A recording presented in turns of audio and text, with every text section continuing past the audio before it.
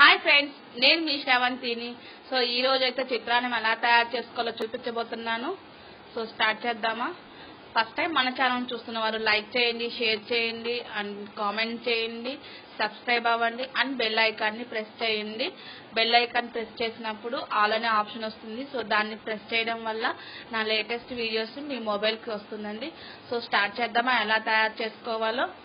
ముందుగా ప్యాన్ పెట్టుకోవాలి. ప్యాన్ కూడా హీట్ అయిన తర్వాత ఆయిల్ కూడా వేసుకొని, ఆయిల్ కూడా హీట్ అయిన తర్వాత పోపు పెట్టుకోవాలి.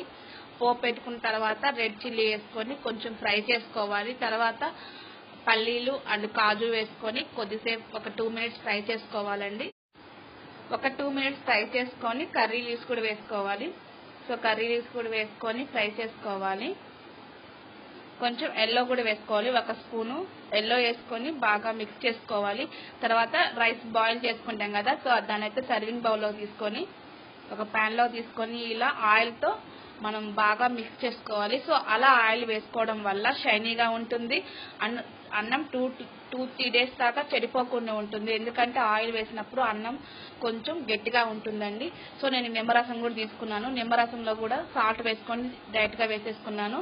సో తర్వాత ఇలా పచ్చిమిర్చి అండ్ జింజర్ అండ్ జీరా 2 వేసుకొని మిక్స్ చేసుకున్నాను. సో అలా వేయడం వల్ల మంచి టేస్ట్ వస్తుంది. సో నిమ్మకాయ వేస్తాం కదా, సో నిమ్మకాయకి ఇలా వేయడం వల్ల బాగా టేస్ట్ వస్తుంది. సో ఫైనల్గా మనం పెట్టుకున్న పోపు కూడా వేసుకొని ఒకసారి కలబెట్టుకున్న తర్వాత క్యారెట్ తురుము అండ్ కొరియాండర్ లీవ్స్ కూడా వేసుకొని బాగా కలబెట్టుకోవాలి.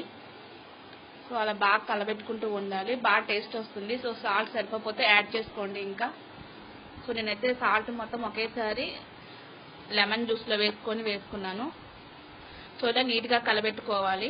సో ఇదైతే ఒక 2-3 days దాకా స్టోర్ ఉంటుందండి. మనం బయటకు వెళ్ళినప్పుడు ఇలా ప్రిపేర్ చేసుకుంటే బాగుంటుంది.